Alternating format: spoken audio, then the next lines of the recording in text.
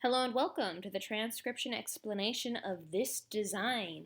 It was done using Loren Sherman's script, which was originally developed back in 2011 and is the first ever of the fan-made Gallifreyan scripts. While there is no canonic Gallifreyan, this script is the only one of the fan-made scripts to ever show up on an episode of Doctor Who as an Easter egg, and it's shown up in 2 episodes actually. One of them is The Empress of Mars and the other one is Extremis. So if you know what those episodes are, be cool if you could find them and read them using this script. Anyway, let's go ahead and read this design using this script. So this design is a quote from Missy, and I designed it to mimic the look of the confession dial with all of these radiating lines. And I wanted this quote to be something that kind of matches the meaning of the confession dial, and that is say something nice.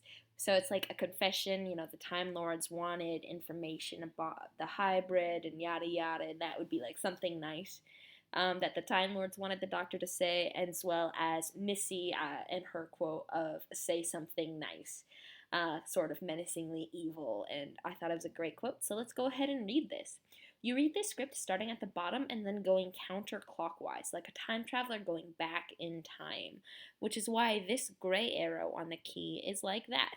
And that is true for the words inside the sentence as well as the letters inside the words. So at the bottom here, going counterclockwise, this is our first word, and at the bottom here is our first letter. So this is a shallow divot shape. And if we look at our key, this shallow divot shape is here. So our letter is going to be in this row. Now we combine that stem with the modifiers. And the modifiers attached to the stem are these 1, 2, 3 lines. So 3 lines, shallow divot is an S. S. And then we have an A outside the word circle. Vowels are little circles, and we can see them in this design here. And we can tell they're a vowel so long as they're smaller than the consonant stems, and they're the only letters that can be attached onto the consonant stems, like these little guys here. But this A is all by itself, just on the word circle, and it's closer to this word, so it goes here. And that is the letter A because it's outside the word circle. If it were on the line, it would be an E, like that one, and if it were inside the word circle, it would be an O, like that one.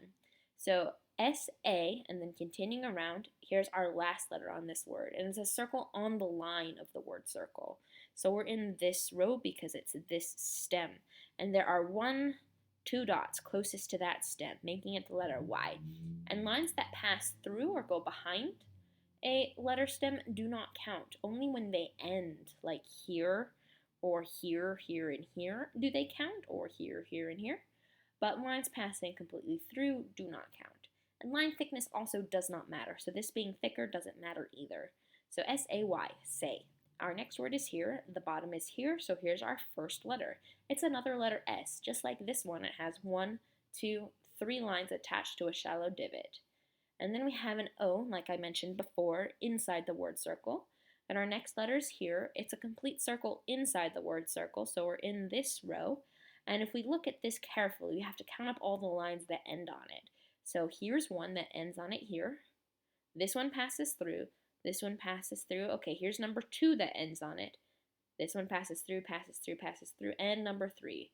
Again, double checking, we have 1, 2, 3. So that would be an M with 3 lines.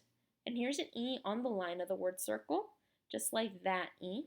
And then we have this letter, and it's a circle on the line of the word circle with no lines ending on it. This one passes through and no dots near it. So that's a TH, no modifiers on a circle on the line of the word circle.